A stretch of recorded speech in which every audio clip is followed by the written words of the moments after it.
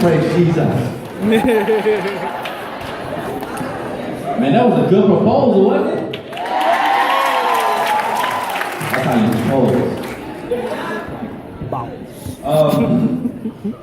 I wrote this piece to remind the body that we should mourn with those who mourn.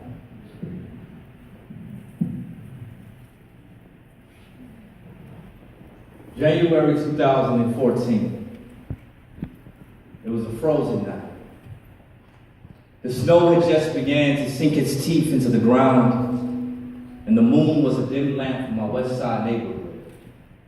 I laced up my Timbs, threw on the hoodie, topped it off with the coat that slapped boxes with the wind to keep Chicago's cold out of my bones, went out my back door, and waited in the alley for a friend to pick me up for dinner and conversation. And as I sat there, I saw a police car ride past the main street, then make an abrupt stop as if he saw a man with skin the color of criminal. The squad car swiftly made a U-turn that resembled a tornado and rushed down the alley in my direction like a hurricane, picking up speed and debris. And as they approached me, 4 deep, barely hitting me with the car, the officer driving said, "Hey, what's your name?" I replied with calm, stitched in my tone, "My name is Preston. Where do you live, Preston?"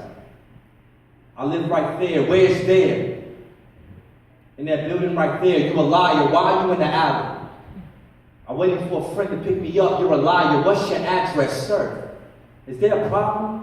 Why am I being interrogated?" "Shut your mouth and put your hands on the car." The 4 of them jumped out the car on cue, rushed my body like a SWAT team, invaded the dope house of a warrant that didn't exist, cuffed me as if they knew I was guilty of something, and told me if I moved, I would be shot. Dear Mike Brown, I don't know you.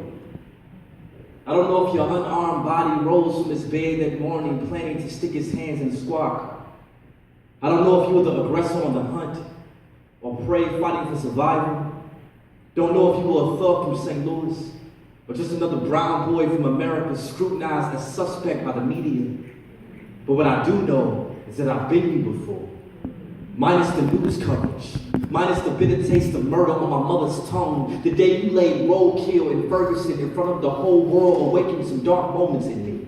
Moments of injustice I mummified in the tomb of my conscience. Injustice I promised to never let bitter my soul. Dear Mike Brown, your death got me thinking a lot, and I wonder if Fox News ever considers you human, or did they purposely paint you beast in the minds of their viewers, convince themselves every bullet that dove head first in your organs carried justice, numbed America's conscience concerning you. I wonder if the weight of ignorant comments on social media collapsed your mother's lungs, because it suffocated mine a few times, like when someone wrote on my Instagram, quote, "Why does it always have to be about race?" End quote. Could it be that we've experienced a different America than him? Mike, excuse him for his ignorance. Forgive your country for talking too absent-hearted during your funeral. Forgive us for the loud Twitter wars we raged in your name during your wake.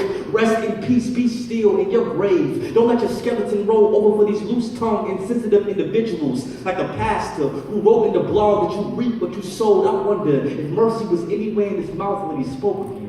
Did he think of his sons and how it could have been their bodies shadow boxing bullets on the other side of that gun? I wonder if your body expired immediately, or were your eyes two shivering moons fighting the cold pitch black sky called death?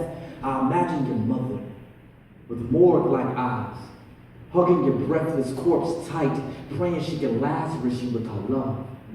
A river of sorrow water falling from her face. A hospice heart, dreading the day your bones become one with the soil. Dear Mike Brown, that night in the alley, after the cop released the cold grip of his cuffs from my innocent skin, I was a furnace ready to burn into a fist of fury.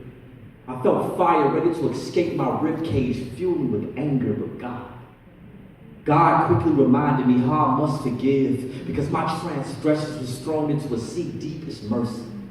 Though that cop's mouth was a barrel releasing rounds of hate, God still died for people like him. Amen. Then he showed me more than a racist, but a citizen's birth that needed grace to parachute his falling soul from the never-ending pit of wrath. I pray when night fades from your mother's eyes, and she's still warning in the morning, she finds grace in the sun to forgive Darren Wilson too. Dear Mike Brown, I don't know if you are a saint or a sinner, but I do know the God of justice.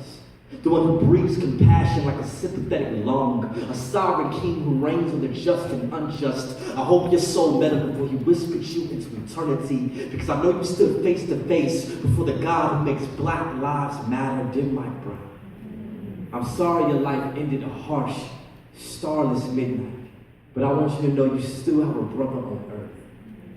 Mourning.